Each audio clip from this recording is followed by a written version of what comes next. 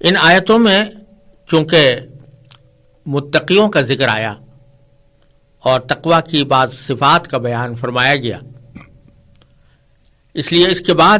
کی آیتوں میں اللہ تبارک و تعالیٰ نے تقوی کے مختلف پہلوؤں کو بیان فرمایا ہے، یعنی ان کاموں کو کہ جن کو اختیار کر کے اور جن پر عمل کر کے انسان متقی بن جاتا ہے۔ تو اس لحاظ سے اللہ تبارک و تعالیٰ نے اس آیت کے بعد بہت سے احکام عطا فرمائے ہیں جو انسان کی زندگی کے مختلف پہلوؤں سے تعلق رکھتے ہیں۔ اور سب سے پہلے اللہ تبارک و تعالیٰ نے انسان کی جان اور اس کے مال کی حرمت کا ذکر فرمایا ہے، کیونکہ انسان کے لیے سب سے اہم کام یہ ہے کہ وہ انسانوں کی جانوں کے احترام کا سبق سیکھے اور یہ دیکھے کہ کسی شخص کی بھی جان کسی وجہ کے بغیر، کسی غلطی کے بغیر یا کسی سزا کے بغیر کسی کی جان لے لینا یہ کسی طرح بھی جائز نہیں ہے، اور اگر کوئی لے لے تو پھر معاشرے کا یہ فرض ہے کہ اس قاتل کو کیفر کردار تک پہنچائے، اور جس طرح اس نے ایک بے گناہ کی جان لی ہے تو اس کی بھی جان لی جائے۔ لہذا اللہ تبارک و تعالی نے آئندہ احکام میں سب سے پہلے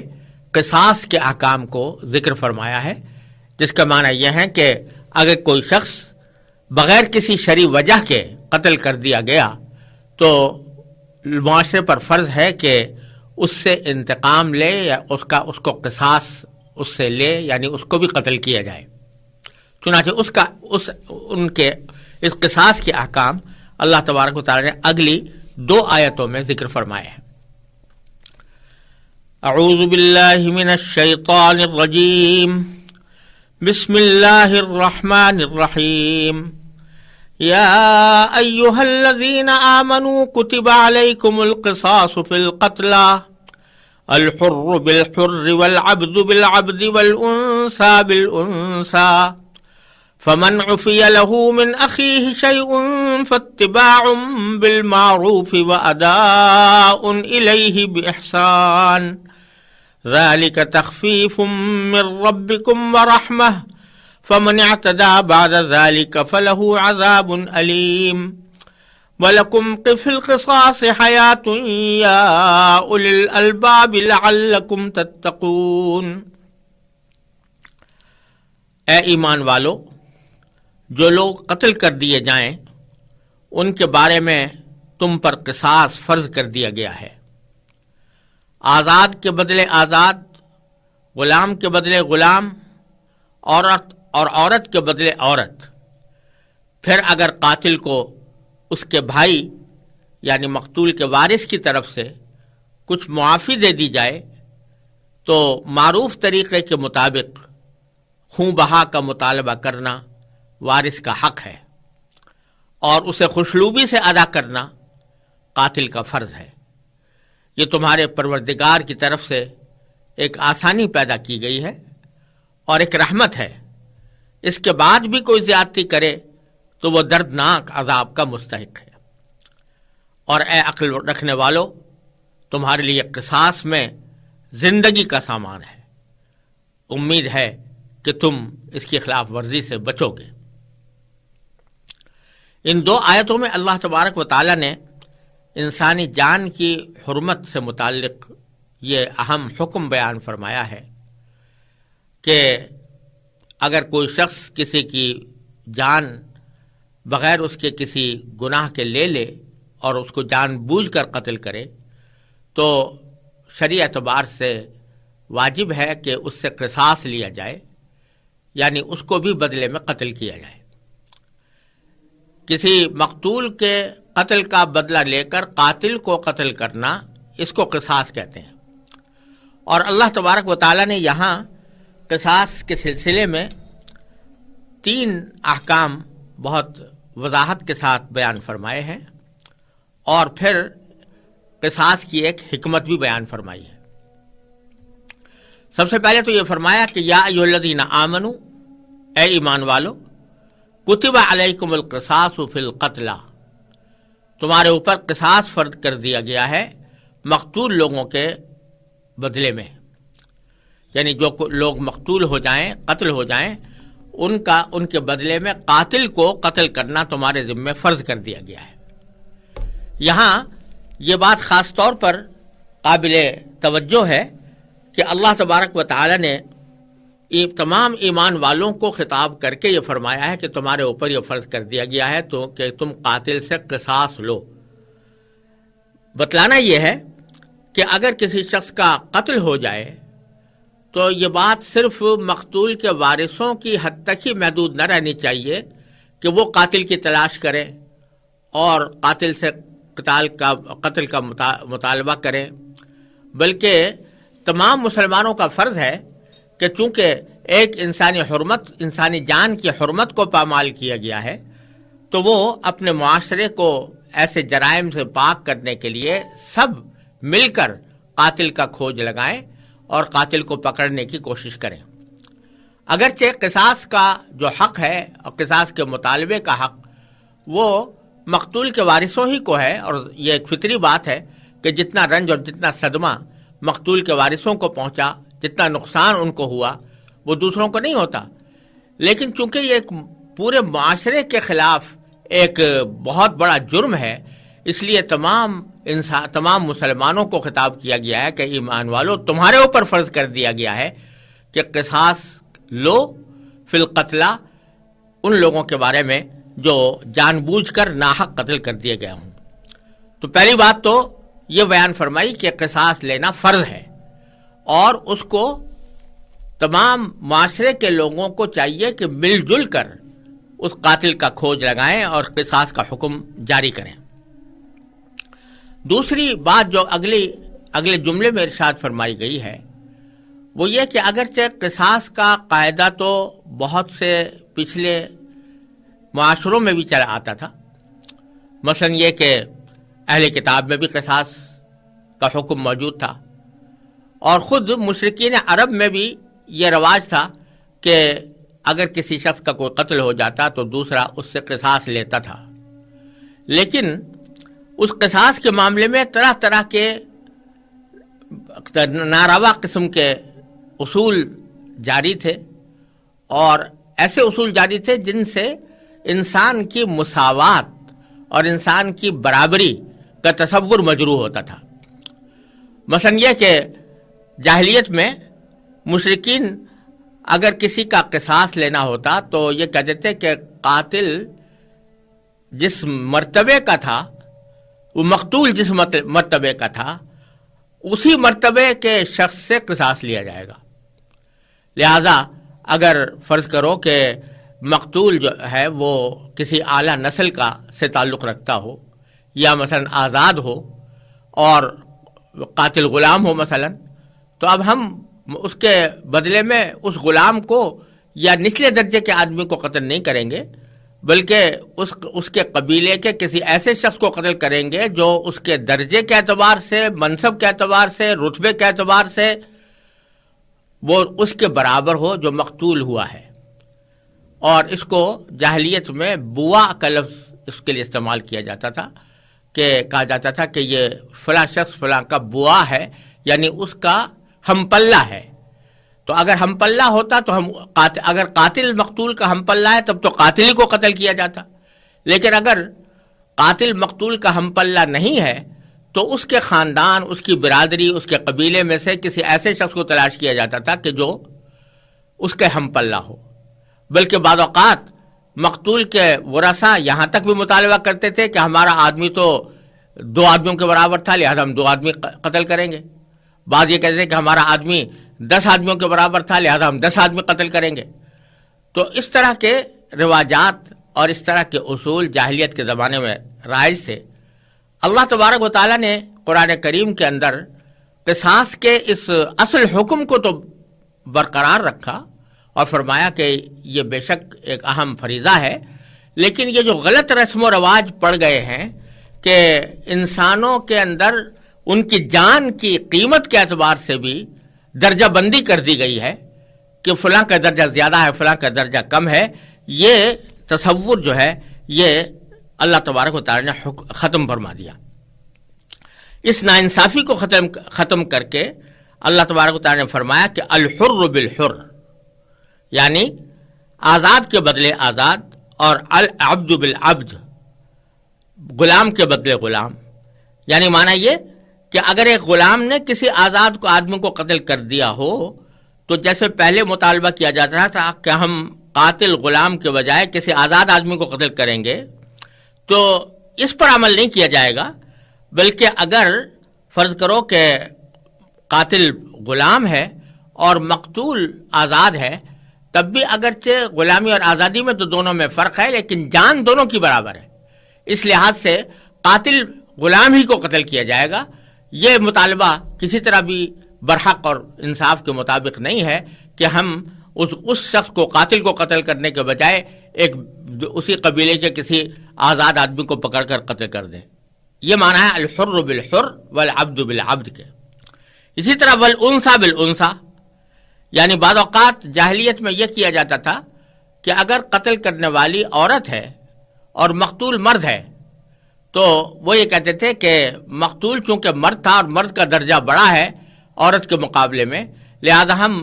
مقابلے میں جو قتل کریں گے وہ اسی قبیلے کے کسی مرد کو کریں گے، عورت کو نہیں کریں گے۔ تو اللہ تبارک و تعالی نے فرمایا کہ نہیں، یہ بالکل غلط بات ہے۔ جس طرح مرد کی جان حرمت والی ہے، اسی طرح عورت کی جان حرمت والی ہے، لہذا عورت اور مرد میں اس معاملے میں کوئی فرق نہیں ہے، اور اگر قاتل عورت ہے تو عورت کو قتل کیا جائے گا، اور اگر قاتل مرد ہے تو مرد کو قتل کیا جائے گا۔ تو یہ معنی ہے والانثى بالانثى کے کہ عورت کے بدلے عورت، یعنی جو عورت قاتل ہے اگر تو اسی کو قتل کیا جائے گا اور اس کے بدلے میں کسی مرد کو قتل نہیں کیا جائے گا۔ تو اللہ تبارک و تعالی نے اس ظالمانہ رسم کو ختم کر کے یہ فرما دیا کہ جان ہر ایک کی برابر ہے، اور ہر قصاص ہر صورت میں قاتل ہی سے لیا جائے گا، چاہے وہ مرد ہو یا عورت ہو، غلام ہو یا آزاد ہو۔ پھر تیسرا حکم یہ بیان فرمایا کہ اگرچہ مقتول کے ورثاء کو یہ پورا حق حاصل ہے کہ وہ قاتل سے قصاص لیں، یعنی قتل اس کو بدلے میں قتل کریں، لیکن اس کے ساتھ ساتھ اللہ تبارک و تعالیٰ نے قاتل کے وارثوں کو یہ بھی حق دے دیا کہ اگر وہ چاہیں تو یہ کر سکتے ہیں کہ قاتل کو قتل کرنے کے بجائے اس سے خون بہا کا مطالبہ کریں، جس کو عربی میں دیت کہتے ہیں اور اردو میں اور فارسی میں اس کو خون بہا کہا جاتا ہے۔ اس کا مطالبہ کرنے کا حق دیا، اور یہ کہا کہ اگر مقتول کے ورثاء کسی قاتل کو معاف کر کے یہ کہہ دیں کہ ہم بجائے قتل کرنے کے اگر قاتل ہمیں اتنی رقم دے دے تو ہم اس کے قصاص کو معاف کر دیں گے، تو یہ معافی معتبر ہوگی۔ چنانچہ فرمایا فمن عفی لہ من اخیہ شیء، یعنی اگر قاتل کو اس کے بھائی یعنی مقتول کے وارث کی طرف سے کچھ معافی دے دی جائے۔ یہاں اخیہ کا لفظ استعمال کر کے یہ بتلا دیا کہ اگرچہ جب کسی آدمی کا قتل ہوا ہو تو اس کے وارثوں کے ساتھ قاتل کی دشمنی ہو جاتی ہے، اس قتل کی وجہ سے دشمنی ہو جاتی ہے، لیکن اگر وہ چاہیں تو اس دشمنی کو اس بھائی چارے میں تبدیل کر سکتے ہیں کہ بھئی ہم تمہاری اب جان تو لینا نہیں چاہتے، لیکن تم ہمیں اتنی رقم ادا کرو، تو یہ رقم خون بہا کے طور پر ادا کی جاتی ہے، اور یہ باہمی رضامندی سے جو قیمت بھی مقرر ہو جائے اس کو خون بہا مقرر کیا جا سکتا ہے۔ تو فمن عفی لہ من اخیہ شیء، تو پھر کیا ہوگا؟ اس کے لیے اللہ تعالی نے فرمایا فاتباع بالمعروف، تو پھر قاتل کے وارثوں کو یہ حق حاصل ہے کہ وہ معروف طریقے کے مطابق، یعنی قاعدے قانون کے مطابق وہ مطالبہ کریں، وہ قاتل کے پیچھے جائیں اور ان سے کہیں کہ تم ہمیں اتنے رقم ادا کرو۔ وَأَدَاءٌ إِلَيْهِ بِإِحْسَان، اور قاتل کا فرض ہے کہ وہ خوش اسلوبی سے ادائیگی کر دے اس خون بہا کی جو دونوں کے درمیان باہمی اتفاق سے طے ہوا ہے. تو اداؤن الیہ، اس کو ادائیگی کر دے باحسان، یعنی خوش اسلوبی سے. ایک طرف مقتول کے وارثوں کو یہ فرمایا گیا کہ تم مطالبہ کرو، دیت کا مطالبہ کرنا تمہارا حق ہے، خون بہا کا مطالبہ کرنا تمہارا حق ہے، لیکن یہ مطالبہ بالمعروف ہونا چاہیے. یعنی اس میں زور زبردستی، دھونس دھاندلی اور جبر و استبداد کا انداز نہ ہونا چاہیے، بلکہ یہ ایک قانونی طریقے پر اور بھلمنسی کے ساتھ وہ مطالبہ کریں، اس میں پھر دشمنی کا پہلو نہ ہو. اور دوسری طرف قاتل سے یہ کہا گیا ہے کہ ادائیگی اس کا کام ہے، وہ ادائیگی بھی خوش اسلوبی سے کرے. یہ نہ ہو کہ ادائیگی کرتے وقت ادائیگی تو کر دی، لیکن اس کے بعد ان کے ساتھ مزید دشمنی گانٹھ لے اور اس کے بعد پھر ان کے ساتھ کوئی اور زیادتی کرے. تو دونوں فریق بھلمنسی کے ساتھ یہ خون بہا کا لین دین کر سکتے ہیں. پھر آگے اسی خون بہا کے سلسلے میں اللہ تبارک و تعالی نے حکمت بیان فرمائی کہ ذالک تخفیف من ربکم ورحمہ. یہ خون بہا کی جو اجازت دی گئی ہے، یہ تمہارے پروردگار کی طرف سے ایک آسانی پیدا کی گئی ہے، تخفیف ہے، آسانی پیدا کر دی گئی ہے، ورحمہ اور ایک رحمت ہے. یہ اس لیے فرمایا کہ اگر ایک قاتل سے اس کے جرم کے بدلے میں قصاص لے لیا گیا تو بے شک حق تھا اور وہ بھی ایک راستہ تھا، لیکن ایک ایسا راستہ بھی تجویز کر دیا گیا ہے کہ اگر قتل در قتل کے بعد آپس میں دشمنیاں قائم ہونے کے بعد دو خاندانوں کے درمیان ہمیشہ عداوت قائم رہنے کے بجائے وہ اگر آپس میں کچھ صلح کر لیتے ہیں اور یہ کہتے ہیں کہ بھئی جس کی جان جانی تھی وہ تو چلی گئی، لیکن اب ہم آپس میں ایسا معاملہ کر لیتے ہیں کہ جس سے دوستیاں ہماری قائم ہو جائیں اور جو غلطی ہوئی ہے اس کی تلافی بھی ہو جائے، تو اس سے ہوتا یہ ہے کہ اس کے نتیجے میں بعض اوقات جو خاندان جن میں مستقل دشمنی چلی آتی تھی، اس طریقے کے نتیجے میں ان کے درمیان دوستیاں قائم ہو جاتی ہیں. اور اس کا ایک مشاہدہ یہ بھی ہوا ہے کہ بہت سے خاندانوں میں خون بہا کی ادائیگی کے بعد آپس میں تعلقات بہتر ہو گئے، اور تعلقات بہتر ہونے کے نتیجے میں ان کے درمیان آپس میں بیاہ شادیاں بھی ہوئیں، اور وہ جو دشمنی کی آگ بھڑکی ہوئی تھی وہ ٹھنڈی پڑ گئی. تو یہ اللہ تعالیٰ کی طرف سے ایک رحمت ہے. اور بعض اوقات اس کے برعکس یہ ہوتا ہے کہ جب ایک نے دوسرے کا قصاص لے لیا تو پھر اس دوسرے کے دل میں پھر انتقام کی آگ بھڑکتی رہتی ہے اور خاندانوں میں نسلاً بعد نسلاً دشمنیاں چلتی ہیں. تو اللہ تبارک و تعالیٰ نے ایک ایسا راستہ بھی پیدا فرما دیا کہ جس کے ذریعے ان دشمنیوں کا خاتمہ بھی ہو سکے، بشرطے کہ اس پر مقتول کے تمام ورثاء راضی ہوں. راضی نہیں ہے تو پھر ان کا پورا حق ہے کہ وہ قصاص لے، اور پھر اس قصاص ہی کے اندر انشاءاللہ خیر اور برکت ہوگی. پھر اللہ تبارک و تعالیٰ نے یہ بھی فرمایا کہ بعض اوقات ایسا ہوتا ہے کہ مقتول کے ورثاء نے خون بہا کا مطالبہ کیا اور خون بہا لے بھی لیا، لیکن خون بہا لے کر ان کے انتقام کی آگ ٹھنڈی نہیں ہوئی، اور وہ خون بہا لینے کے باوجود پھر بھی قاتل کے پیچھے پڑے رہے اور اس کے ساتھ کوئی نہ کوئی زیادتی کرتے رہے. اللہ تعالیٰ فرماتے ہیں جب تم نے خون بہا کے اوپر راضی ہو کر اس کے قتل کو ایک طرح سے معاف کر دیا، تو اب تمہارے لیے جائز نہیں ہے کہ تم کوئی زیادتی کرو اور اس کو پھر کوئی اور نقصان پہنچاؤ، یا دیت بھی لے لی اور ساتھ میں اس کے پیچھے بھی پڑے رہے اور موقع لگا تو اس کو مار بھی دیا. تو اللہ تعالیٰ فرماتے ہیں یہ کسی طرح بھی جائز نہیں. فمن اعتدی بعد ذلک، یعنی اس کے بعد بھی کوئی زیادتی کرے تو فلہ عذاب علیم، تو وہ دردناک عذاب کا مستحق ہے. مطلب یہ کہ اگر خون بہا لے کر وارثوں نے قصاص معاف کر دیا تو اب ان کے لیے قاتل کی جان لینا کسی طرح بھی جائز نہیں ہے. اگر وہ ایسا کریں گے تو یہ زیادتی ہوگی جس کی بنا پر وہ دنیا اور آخرت دونوں میں سزا کے مستحق ہوں گے۔ پھر آخر میں اللہ تبارک و تعالیٰ نے ایک مختصر جملے میں قصاص کے حکم کی بڑی جامع حکمت اور مصلحت بیان فرمائی ہے۔ فرمایا کہ وَلَكُمْ فِي الْقِصَاصِ حَيَاةٌ يَا أُولِي الْأَلْبَابِ لَعَلَّكُمْ تَتَّقُونَ، کہ اے عقل رکھنے والو، تمہارے لیے قصاص میں زندگی کا سامان ہے۔ یہ جملہ اس لیے فرمایا کہ بعض اوقات کسی کے دل میں یہ خیال پیدا ہو جاتا ہے، اور آج کل اس کا بڑا چرچا ہے، کہ ایک آدمی کی جان تو چلی گئی اور اس کے خاندان والوں کو اس کا صدمہ بھی پہنچا اور نقصان بھی ہوا۔ اب اگر قاتل کی جان بھی لے لی جائے تو قاتل کی جان لینے سے ایک اور خاندان برباد ہوتا ہے، ایک اور خاندان کو تباہی کا سامنا کرنا پڑتا ہے، اس کو تکلیفیں اٹھانی پڑتی ہیں۔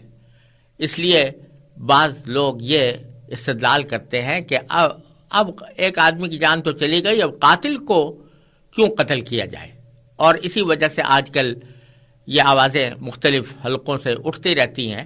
کہ قاتل کو قتل کرنے کا قانون منسوخ کیا جائے، کیپٹل پنشمنٹ کو ختم کیا جائے۔ تو اللہ تبارک و تعالیٰ نے یہاں قصاص کے حکم کی ایک بڑی عظیم حکمت بیان فرمائی کہ وَلَكُمْ فِي الْقِصَاصِ حَيَاةٌ يَا أُولِي الْأَلْبَابِ، اے ایمان عقل والو، تمہارے لیے قصاص میں زندگی کا سامان ہے۔ یعنی بظاہر تو قصاص کے اندر ایک آدمی کی جان لی جا رہی ہے، لیکن اس کا انجام اور اس کا نتیجہ زندگی کی صورت میں ظاہر ہوتا ہے۔ اس واسطے کہ اگر آپ نے قصاص نہ لیا تو ایک طرف تو قاتلوں کی بن آئے گی، ان کو کھلی چھوٹ مل جائے گی، ان کو پتہ ہوگا کہ ہم کسی کو بھی قتل کرتے پھریں ہمیں کوئی پوچھنے والا نہیں، اور ہمیں اپنی جان کا کوئی خطرہ لاحق نہیں ہو سکتا، تو وہ ایک طرف فساد مچاتے پھریں گے۔ اور دوسری طرف یہ ہوگا کہ جو مقتول کے ورثاء ہیں ان کو جب قانونی طور پر اپنے انتقام کی آگ ٹھنڈی کرنے کا موقع نہیں ملے گا تو وہ غیر قانونی طور پر قانون ہاتھ میں لے کر وہ دوسرے لوگوں کی جانیں لیتے پھریں گے، اور پھر اس میں کوئی حد قائم نہیں رکھ سکیں گے، جیسا کہ جاہلیت میں ہوتا تھا کہ قتل ایک آدمی ہوا لیکن مقتول کے وارثوں نے 10 آدمی قتل کر دیے، اور مقتول کوئی ایک شخص ہوا لیکن قاتل نے کہا کہ یہ تو کم درجے کا تھا، ہم اس سے بڑے درجے کے آدمی کو قتل کر دیں گے۔ تو جب قانون کسی جائز مطالبے کو تسکین نہ دے سکے تو پھر لاقانونیت پھیلتی ہے، اور اس لاقانونیت سے قتل و قتال میں اور قتل و غارت گری میں اور زیادہ اضافہ ہوتا ہے۔ تو قرآن کریم فرماتا ہے کہ اس لیے فرماتا ہے کہ لکم فی القصاص حیات، تمہارے لیے قصاص کے احکام میں زندگی کا سامان ہے، اور یا اولی الالباب کہہ کر متوجہ کر دیا کہ ذرا عقل سے سوچو گے تو اس میں تمہیں خود زندگی کا سامان نظر آئے گا۔ لہذا یہ سمجھنا کہ ہم نے کیوں جان لی ہے کسی دوسرے شخص کی، یہ بالکل غلط بات ہے۔ اور یہ جملہ قرآن کریم نے بڑے بلیغ انداز میں ارشاد فرمایا ہے۔ جاہلیت میں بھی قصاص کے تعریف میں کچھ جملے مشہور تھے، اور یہ کہا جاتا کہ القتل انفع للقتل، یعنی قتل کرنا یہ قتل کو روک تھام کا سبب بنتا ہے۔ اسی طرح کے بعض جملے اور بھی مشہور تھے، لیکن جب یہ قرآن کریم کا جملہ آیا وَلَكُمْ فِي الْقِصَاصِ حَيَاةٌ يَا أُولِي الْأَلْبَابِ، تو وہ سارے مقولے جو جاہلیت کے اندر کہے جاتے تھے وہ سب اس کی بلاغت کے آگے سجدہ ریز نظر آتے ہیں، جس بلاغت کے ساتھ اللہ تعالیٰ نے یہاں پر فرمایا۔ اور پھر آگے یہ بھی ارشاد فرما دیا کہ لعلکم تتقون، کہ امید ہے کہ تم تقوی سے کام لوگے، اور تقوی کا تقاضا یہی ہے کہ قصاص کے جو احکام جن حدود کے ساتھ بیان کیے گئے ہیں تم ان پر عمل کرو گے۔ اعوذ باللہ من الشیطان الرجیم، بسم اللہ الرحمن الرحیم۔ كتب عليكم إذا حضر أحدكم الموت إن ترك خيرا الوصية للوالدين والأقربين بالمعروف حقا على المتقين فمن بدله بعدما سمعه فإنما إثمه على الذين يبدلونه ان اللہ سمیع علیم فمن خاف من موص جنفا او اثما فاصلح بینہم فلا اثم علیہ ان اللہ غفور رحیم۔ تم پر فرض کیا گیا ہے کہ اگر تم میں سے کوئی اپنے پیچھے مال چھوڑ کر جانے والا ہو تو جب اس کی موت کا وقت قریب آ جائے تو وہ اپنے والدین اور قریبی رشتہ داروں کے حق میں دستور کے مطابق وصیت کرے۔ یہ متقی لوگوں کے ذمے ایک لازمی حق ہے۔ پھر جو شخص اس وصیت کو سننے کے بعد اس میں کوئی تبدیلی کرے گا تو اس کا گناہ ان لوگوں پر ہوگا جو اس میں تبدیلی کریں گے۔ یقین رکھو کہ اللہ سب کچھ سنتا جانتا ہے۔ ہاں، اگر کسی شخص کو یہ اندیشہ ہو کہ کوئی وصیت کرنے والا بیجا طرفداری یا گناہ کا ارتکاب کر رہا ہے اور وہ متعلقہ آدمیوں کے درمیان صلح کرا دے تو اس پر کوئی گناہ نہیں۔ بے شک اللہ تعالی بہت بخشنے والا بڑا مہربان ہے۔ قصاص کا حکم بیان کرنے کے بعد اللہ تبارک و تعالی نے ان 3 آیتوں میں وصیت کا حکم بیان فرمایا ہے، اور جیسا کہ میں نے پہلے عرض کیا تھا کہ انسان کی زندگی میں 2 چیزیں خاص طور پر حرمت رکھتی ہیں، ایک اس کی جان اور دوسرا اس کا مال۔ تو جان کے بارے میں اللہ تبارک و تعالی نے پچھلی آیتوں میں قصاص کے احکام عطا فرمائے، اور مال کے سلسلے میں خاص طور پر وصیت کا ذکر فرمایا۔ یہ آیت اس دور میں نازل ہوئی تھی جب مرنے والے کے ترکے میں وارثوں کے حصے اللہ تبارک و تعالی نے ابھی متعین نہیں فرمائے تھے۔ چنانچہ ہوتا یہ تھا کہ سارا ترکہ مرنے والے کے لڑکوں کو مل جاتا تھا۔ اس آیت کریمہ نے یہ فرض قرار دیا کہ ہر انسان مرنے سے پہلے اپنے والدین اور دوسرے رشتہ داروں کے حق میں وصیت کر کے جائے، یعنی یہ بتائے کہ اس کے مال میں سے کتنا حصہ والدین کو اور کتنا کسی دوسرے رشتہ داروں کو دیا جائے گا۔ بعد میں سورہ نساء کی آیات نمبر 11 سے لے کر 14 تک نازل ہوئیں۔ ان آیتوں میں اللہ تبارک و تعالی نے تمام وارثوں کی تفصیل اور ان کے حصے خود مقرر فرما دیے۔ اس کے بعد جس وصیت کا اس آیت میں ذکر ہے وہ فرض تو نہیں رہی، البتہ اگر کسی شخص کے ذمے کوئی حق ہو، مثلا کسی کا قرض اس کے ذمے واجب ہے یا کسی کے کچھ پیسے دینے ہیں، تو اس کی وصیت کرنا اب بھی فرض ہے۔ اس کے علاوہ جو لوگ شرعی اعتبار سے وارث نہیں ہیں، یعنی جن کا ذکر اس فہرست میں نہیں آیا جو اللہ تبارک و تعالی نے سورہ نساء کی آیات میں نازل فرمائی ہے، تو ان کے لیے اپنے ترکے کے 1/3 کی حد تک وصیت کرنا اب بھی جائز بلکہ بعض حالات میں مستحب ہے، کیونکہ بعض رشتہ دار وہ ہیں کہ جو براہ راست تو وارث نہیں ہوتے لیکن ان کے ساتھ خصوصی تعلق ہوتا ہے یا وہ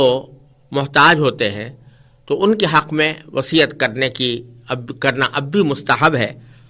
لیکن یہ وصیت کل ترکے کے 1/3 کے اندر ہونی چاہیے، اور بہتر یہ ہے کہ 1/3 سے کچھ تھوڑا کم ہو۔ تو اس میں اللہ تبارک و تعالی نے پہلے یہ فرمایا کہ کتب علیکم، تمہارے اوپر فرض کیا گیا ہے۔ کیا فرض کیا گیا؟ کب فرض کیا گیا؟ اذا حضر احدکم الموت، جب تم میں سے کسی کی موت کا وقت قریب آ جائے۔ اور کیا فرض کیا گیا ہے؟ وہ یہ کہ الوصیہ، وصیت کرنا فرض کیا گیا ہے، لیکن ساتھ ہی فرمایا ان ترک خیرا، اگر اس نے کوئی مال چھوڑا ہو اور وہ چھوڑ کر جا رہا ہو تو وصیت کرنا اس کے ذمہ فرض ہے، والدین کے لیے، للوالدین والاقربین، اور اقربین یعنی قریبی رشتہ داروں کے لیے، بالمعروف، دستور کے مطابق، یعنی جو عام طور سے دستور جاری رہا ہو کہ اپنے خاص رشتہ داروں کو آدمی وصیت کر کے جائے، اس دستور کے مطابق वसीयत करना फ़र्ज करार दिया गया था, और साथ ही में यह भी फरमा दिया गया था कि हक़्क़न अलल मुत्तक़ीन, ये वसीयत करना मुत्तकी लोगों के लिए एक लाजमी हक़ है। जैसा मैंने अर्ज़ किया, ये उस वक्त की बात है जब अल्लाह ताला ने खुद रिश्तेदारों के हुकूक मुतय्यन नहीं किए थे और उनके हिस्से नहीं बताए थे, तो उस वक्त उनके ज़िम्मे इसको लाजिम करार दिया गया था। फिर आगे बारी ताला ये फरमाते हैं कि वसीयत तो करने वाले ने कर दी, और आम तौर से होता यह है कि जिस वक्त इंसान वसीयत कर रहा होता है उस वक्त में कुछ लोग उसके आसपास मौजूद होते हैं। वसीयत करने के बाद उसका इंतकाल हो गया और अब इस बारे में सवाल पैदा हुआ कि उसने क्या वसीयत की थी। तो जो लोग उस वसीयत के गवाह थे वो बाद औक़ात उसकी वसीयत में कोई तब्दीली कर देते थे अपनी ख्वाहिशात के मुताबिक। मसलन किसी रिश्तेदार के लिए उसने वसीयत नहीं की थी मगर वो चाहते थे कि उसके लिए वसीयत की जाए, तो उन्होंने उस रिश्तेदार का इजाफा कर दिया। या किसी रिश्तेदार के लिए उसने माल की जो मिकदार मुतय्यन की थी उसमें कमी या ज़्यादती कर दी। उसका जिक्र है आगे कि अल्लाह तबारक व तआला फरमाते हैं कि फमन बद्दलहु बादमा समिअहु, यानी इस वसीयत को सुनने के बाद जो शख्स उसमें कोई तब्दीली करेगा, यानी लोगों को तब्दीली करके बताएगा कि मरने वाले ने तो वसीयत ये की थी हालांकि उसकी वसीयत कुछ और थी, तो उसका गुनाह उन लोगों पर होगा जो उसमें तब्दीली करेंगे। फ़इन्नमा इस्मुहु अलल्लज़ीना युबद्दिलूनहु, यानी बतला दिया कि ऐसी तब्दीली करना वो अल्लाह तबारक व तआला के नज़दीक बहुत बड़ा जुर्म और बहुत बड़ा गुनाह है। अल्लाह तबारक व तआला उसको बहुत ज़्यादा सज़ा का मुस्तहिक़ करार देंगे जो मरने वाले की वसीयत में तब्दीली करके उसकी मंशा के खिलाफ उसके माल को खर्च करे। और साथ में ये भी फरमा दिया कि इन्नल्लाह समीउन अलीम, याद रखो कि अल्लाह ताला सब कुछ सुनता जानता है। लिहाजा ये ना समझना कि वसीयत करने वाले ने जब वसीयत की थी तो हमारे सिवा कोई और मौजूद नहीं था, लिहाजा हम जो कुछ कहेंगे उस बात की तस्दीक कर ली जाएगी। और कोई मौजूद हो या ना हो, अल्लाह तबारक व तआला खूब अच्छी तरह तुम्हारी बात सुन भी रहा था और उसको इल्म भी है कि हकीकी वसीयत क्या थी और तुमने उसमें क्या तब्दीली की है। लिहाजा इस बात को हमेशा याद रखना। यह अल्लाह तबारक व तआला का ख़ास तरीक़ा है कि जब कोई हुक्म बयान फरमाते हैं तो इस तरफ मुतवज्जे करते हैं कि इस हुक्म पर सही सही अमल उस वक्त होगा जबकि इंसान इस बात का अपने दिल में ध्यान रखे कि हर वक्त वो अल्लाह ताला की नज़र में है। जो कुछ वो कर रहा है उसे भी अल्लाह ताला देख रहे हैं और जो बात ज़बान से निकाल रहा है वो भी अल्लाह ताला सुन रहे हैं। जब इंसान को दिल में ये एहसास पैदा होता है तो इसी का नाम तकवा है। और फिर इंसान चाहे जंगल की तन्हाई में हो या रात की तारीकी में हो, हर हालत में वो सही रवैया इख्तियार करता है क्योंकि उसको मालूम है और उसको इस बात का एहसास है कि अल्लाह तबारक व तआला मेरी हर काम को देख भी रहा है और मेरी हर बात को सुन भी रहा है। उस वक्त उसके दिल में अल्लाह ताला के दिए हुए हुक्म के मुताबिक अमल करने का जज्बा पैदा होता है और फिर उसके मुताबिक अमल करता है, उसकी खिलाफ वर्जी नहीं करता। अब ये जो फरमाया था कि तब्दीली ना करो वसीयत में, तो इसमें अलबत्ता अल्लाह तबारक व तआला ने खुद एक तरीक़ा बता दिया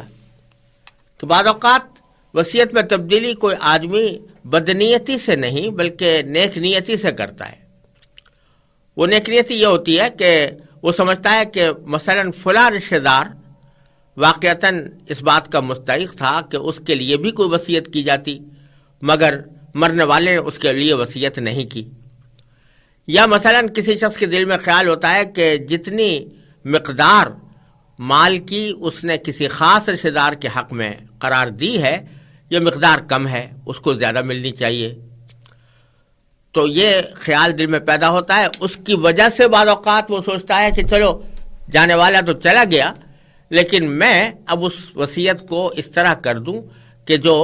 सही तरीक़े के मुताबिक हो जाए और हक़दार को उसका हक़ मिल जाए। तो यहाँ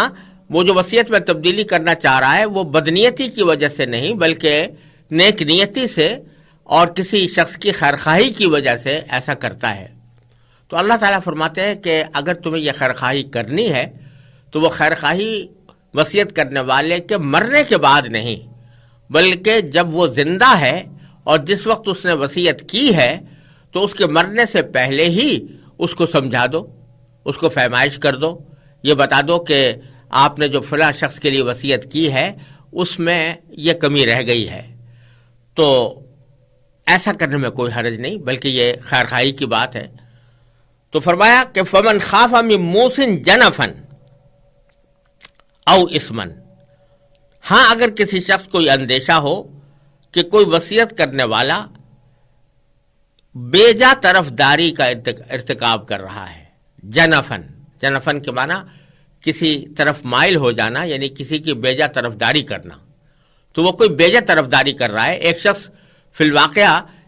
اتنی وصیت کا مستحق نہیں تھا لیکن اس نے اس کے حق میں وصیت کر دی ہے. یا گناہ کا ارتکاب کر رہا ہے، او اسمن، یا گناہ کا ارتکاب کر رہا ہے یعنی کسی ایسے شخص کے حق میں وصیت کر رہا ہے کہ جو در حقیقت اس کی وصیت کا مستحق نہیں تھا یا اس مقدار میں مستحق نہیں تھا جس مقدار میں اس کے لیے وصیت کی گئی ہے. تو اگر تمہیں اس بات کا اندیشہ ہو تو فرمایا کہ فاصلح بینہم، پھر وہ متعلقہ آدمیوں کے درمیان صلح کرا دے، یعنی متعلقہ آدمیوں کے حق میں خیرخواہی کرتے ہوئے اس کو جو صحیح راستہ ہے وہ وصیت کرنے والے کو بتا دے، اور پھر وہ وصیت کرنے والا خود اپنی وصیت میں اس مشورے کے مطابق تبدیلی کر دے